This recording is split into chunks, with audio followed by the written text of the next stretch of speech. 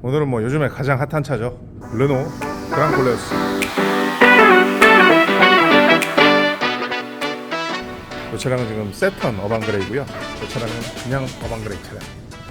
이렇게 지금 두 대가 있고 옆에는 또 저희 산타페 경쟁 차종이죠. 또 많은 분들이 같이 고민하시는 이렇게 총 차량을 세 대가 이렇게 준비가 되어 있습니다. 그 차량을 사실 구매할 때 고민하시는 부분은 당장 뭐 여러 가지가 있습니다. 뭐 가격도 고민이 될 거고요. 몇 인승인지, 어떤 용도로 사용할 것인지, 또 차량의 외관, 뭐 실내 옵션, 안전성, 기능성, 또 뭐 서비스 용이성, 추후에 또 차량의 감각까지 고민할 것들이 굉장히 많은데, 사실 그래도 저 같은 경우에는 가장 고민하는 부분은 어쨌거나 먼저 외관입니다. 아무리 멋진 차, 좋은 차라도 외관이 멋지지 않으면 사실은 그거는 멋진 차가 아닙니다. 저는 그렇게 생각을 하고요. 그랑콜레오스 르노에서 이제 간만에 새로운 차를 지금 만들어서 이렇게 저희 쪽에서 지금 작업을 한참 많이 하고 있는데요.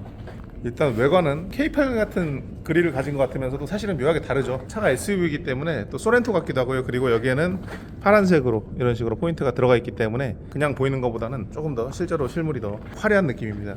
이제 경쟁 차종인 산타페랑 비교했을 때 산타페는 굉장히 좀 투박하죠. 남자답다고 얘기할 수도 있고, 라인들이 지금 전부 다 직선이에요, 산타페 같은 경우에는. 그래서 산타페랑 비교했을 때는 측면 모습도 이런 식으로 일자로 쭉 뻗어져 있고, 특히나 이쪽 D필러 라인도 그냥 직각으로 뻗어 있습니다. 뭐 산타페 이제 항상 후방 가지고 얘기들이 많은데 이것도 사실 장단점이 있는 디자인입니다. 또 사람들이 많이 타기에는, 특히 3열 좌석까지 활용하기에는 이게 분명히 나은 점이 있고요.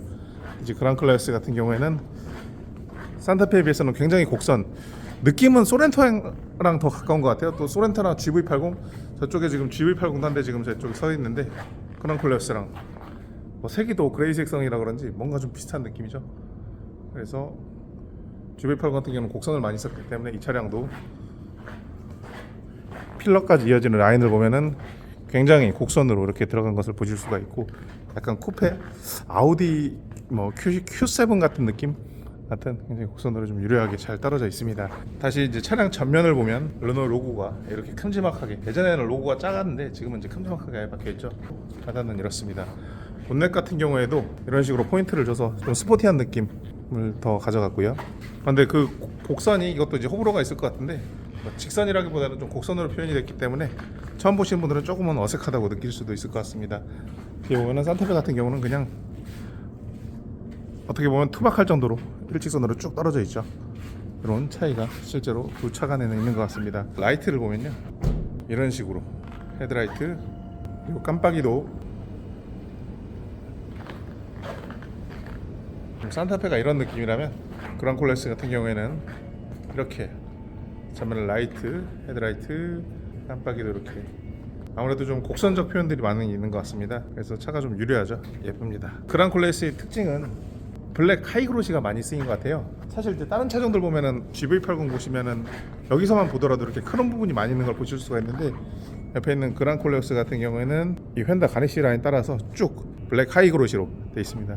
차가 굉장히 심플해 보이고 단단해 보이고 좀 까매 보이는, 날렵해 보이는 효과를 더 주고 있습니다. 요거는 이제 유광 차량이고요. 반짝반짝 빛이 나죠. 지금 빛이 굉장히 많지 않은데도 유광 차량이 이런 느낌이라면, 무광 차량은 굉장히 매트한 질감의, 클리어층 자체가 없기 때문에 이렇게 되어 있습니다. 대부분의 차에서 쓰이는 A필러 라인, B필러 라인, C필러, D필러 이렇게 있는데요.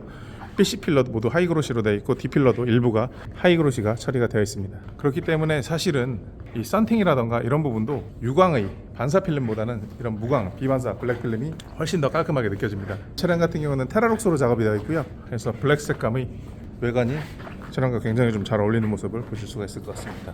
후방 같은 경우도 라이트를 켜면은 굉장히 멋있죠. 이렇게 일자로 쭉 들어와 있기 때문에 굉장히 시인성도 선명하게 뒤에서도 잘 보이고요. 비상 깜빡이도 이런 식으로. 후방 리어 라이트의 역할은 기본적으로 이제 뒷차가 내 차가 있다는 것을 좀 알게 해주는 역할을 해줘야 되는데, 그런 면에서 기능적으로도 굉장히 충분하고, 그리고 이렇게 선명하게 잘 들어오기 때문에 굉장히 후방의 모습도 멋지다 이렇게 보여집니다. 산타페랑 비교해 보면요, 이런 느낌, 좀 느낌이 다르죠. 브레이크 밟았을 때 이렇게.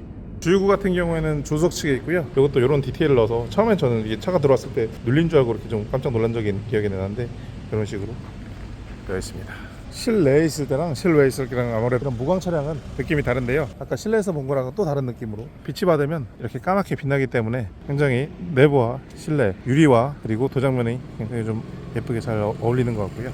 다음은 실내고요. 시동 한번 켜보겠습니다. 이런 식으로.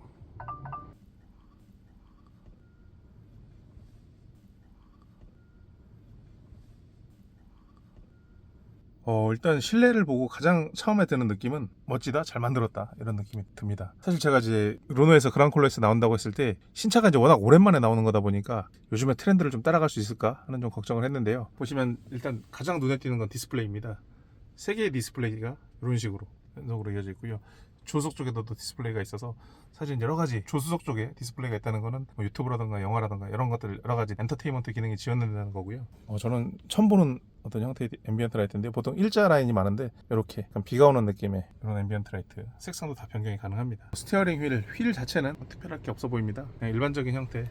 기어 같은 경우에는 가장 무난한 기어봉 형태의 기어를 채택을 했습니다. 사실은 가장 직관적이죠. 그래서 편하고요. 적응하는데도 사실 시간이 안 걸리는 그런 기어 다이얼이기도 하고 지금 간단하게 주행을 하고 있는데요. 물론 지금 저속이긴 합니다. 지하주차장이니까 속도를 내기 어렵지만 굉장히 조용합니다.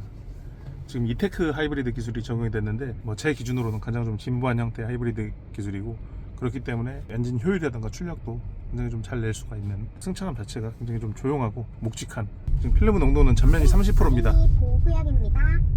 지금 굉장히 좀 지하주차장이 어두운데요. 측면은 15%고요. 보시기 어떠신가요? 실제로 보시면 굉장히 선명하게 지금 잘 보이고 있고요.